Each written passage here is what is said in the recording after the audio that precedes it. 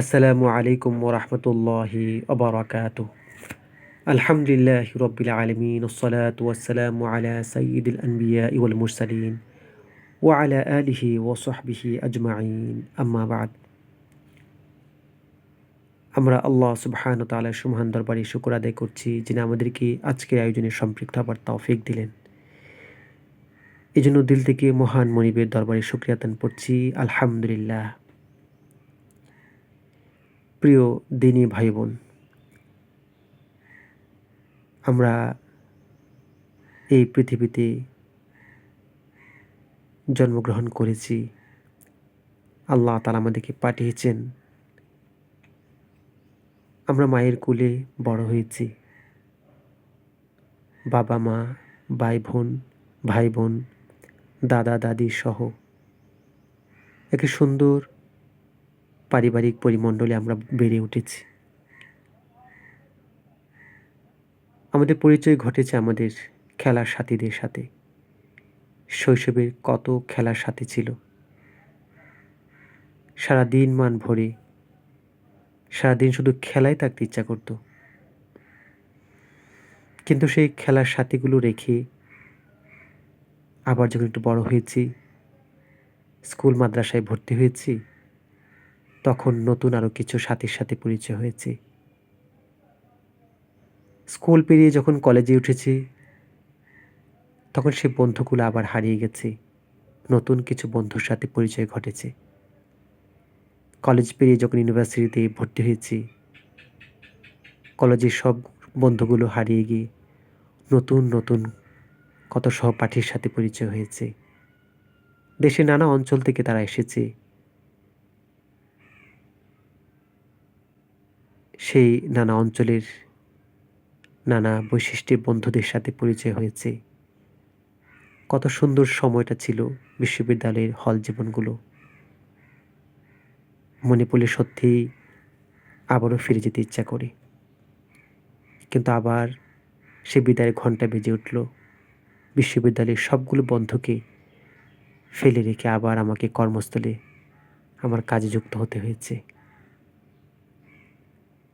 বিশ্ববিদ্যালয়ে পড়া শেষ, চাকরি হয়েছে, সুতরাং আর সেখানে থাকার কোনো সুযোগ নেই। কর্মস্থলে আবার কিছু মানুষের সাথে পরিচয়। আবার বিশ্ববিদ্যালয়ে এতগুলো বন্ধু ছিল, প্রত্যেকের চেহারাগুলো মনে পড়ে, কথাগুলো মনে পড়ে। এক একজনের কোনো বন্ধুর উদারতা সত্যিই মুগ্ধ করেছে। আবার কারো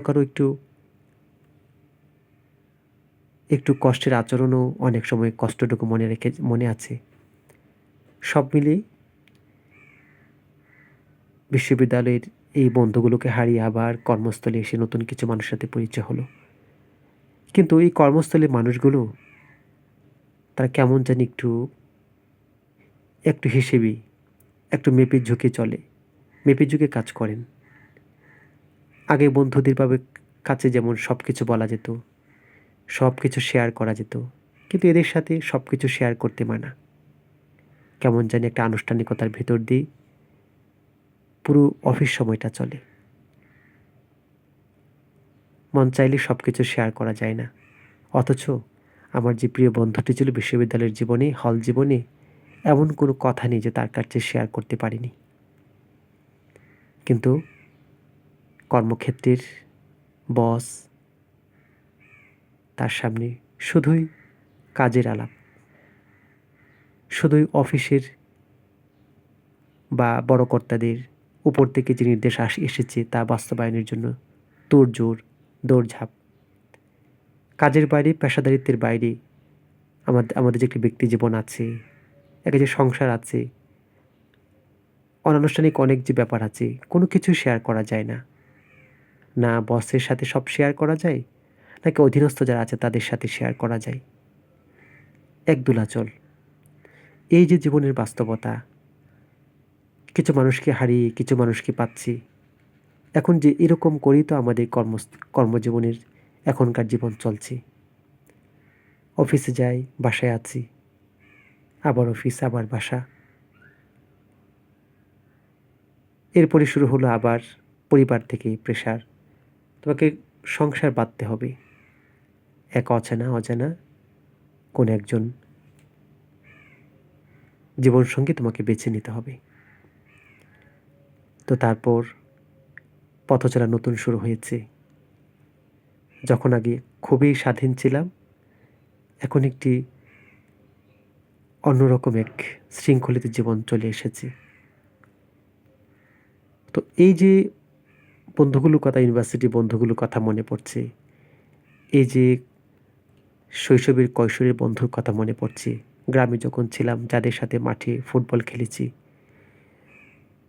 নদীতে যাদেরকে নিয়ে সাঁতার কেটেছি, তাদের কথাও কিন্তু এখন পুরোদম মনে পড়ে, প্রত্যেকটা স্মৃতি মনে পড়ে।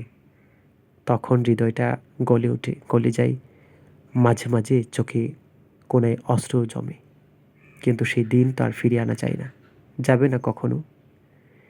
এখন রয়েছে সামনে অনেক স্বপ্ন।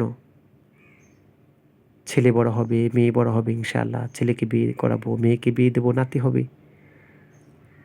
অফিসের সময় শেষ হবে, কর্মস্থলের কলিগদের মুখ হারিয়ে আবার সেই একাকিত্বের জীবন বরণ করতে হবে। এই জীবনের বাস্তবতা। যখন একা হলাম, চাকরি থেকে অব্যাহতি নিয়ে অবসরে এসে একা একা হয়েছি, এখন আর সে অফিসের আর পিয়ন, দারোয়ান কেউ নাই। একাই রুমে আসি, একাই একটু পড়ি, একাই ঘর থেকে বের হই। এখন আর আগের মতো কোনো অফিস যাওয়ার তাড়াও নেই, কর্মব্যস্ততাও নেই। আছে শুধু সময় ফুরিয়ে যাচ্ছি, যেই দেখে বয়স তো অনেক হয়েছে, এখন তো চলে যাবার পালা, সময় শেষে হয়ে এসেছে। শুধুই ঘড়ির কাঁটার মতো আস্তে আস্তে জীবনের কাঁটাটাও আরও নিঃসঙ্গতার দিকে, আরও একাকিত্বের দিকে চলে যাচ্ছে। এখন মনে হচ্ছে আর কেউই নেই, শুধুই আমি আমাকে সঙ্গ দিচ্ছি। নিঃসঙ্গতার এই সময়ে আমি শুধু আমাকে সঙ্গ দিচ্ছি না, সঙ্গ দিচ্ছি না, নিঃসঙ্গই হচ্ছি, একাই হচ্ছি। শুধু সামনে তাকিয়ে আছি, সামনে আগাচ্ছি। এখন কার সান্নিধ্যে যাচ্ছি, এটাই বড় প্রশ্ন। এত বন্ধুমহল পেরিয়ে শৈশব, কৈশোর, যৌবন পেরিয়ে এই পরন্ত বিকেলে কার সমীপে এগিয়ে যাচ্ছি, এই প্রশ্ন বারবার মনে উকি দেয়। একটু কল্পনায় যখন চিন্তা করি যে সময়টা যখন আসে মানুষের, তখন তার কাছে কি এক শূন্যতাই লাগে। তবে হ্যাঁ, সেই শূন্যতাকে ভাঙিয়ে আপনাকে সঙ্গ দিবেন এমন একজন সত্তা আছেন, যিনি আপনাকে একাই পৃথিবীতে পাঠিয়েছিলেন। তিনি আপনাকে একাই রিসিভ করবেন। আপনি একা যাবেন, আপনাকে একা তিনি রিসিভ করবেন এবং চমৎকারভাবে করবেন, সম্মানের সাথে করবেন, আদর দিয়ে করবেন, রহমতের চাদর দিয়ে আপনাকে ঢেকে নেবেন।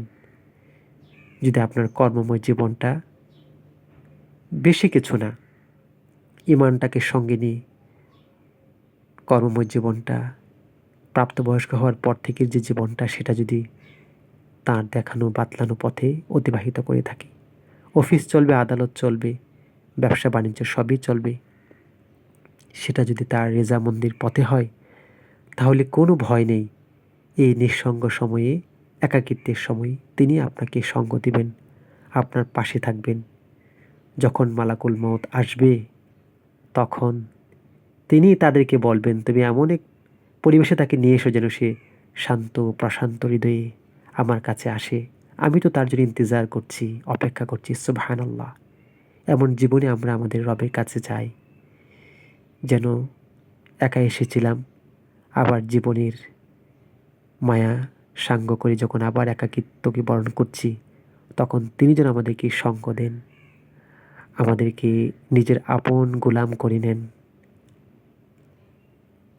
এবং যেন এই আহ্বান তিনি করেন, ইয়া আইয়াতুহান নাফসুল মুতমাইন্নাহ ইরজিই ইলা রাব্বিকি রাদিয়াতাম মারদিয়াহ ফাদখুলি ফি ইবাদি ওয়াদখুলি জান্নাতি। যেন তিনি আমাদেরকে তার বান্দাদের মাঝে অন্তর্ভুক্ত করে, ওয়াদখুলি জান্নাতি, আমার জান্নাতে প্রবেশ করো, সে দাওয়াত যেন তিনি আমাদেরকে দেন, সে আহ্বান যেন তিনি আমাদেরকে করেন। আল্লাহ তাআলা আমাকে এবং আমাদের সবাইকে সেই সুন্দর জীবন দান করুন, যে জীবনের পর তিনি আমাদেরকে আমার বান্দা বলে আহ্বান করে তার জান্নাতে আমাদেরকে পৌঁছিয়ে দিবেন। আমিন। ওয়াসসালামু আলাইকুম ওয়া রাহমাতুল্লাহি তাআলা ওয়া বারাকাতুহু।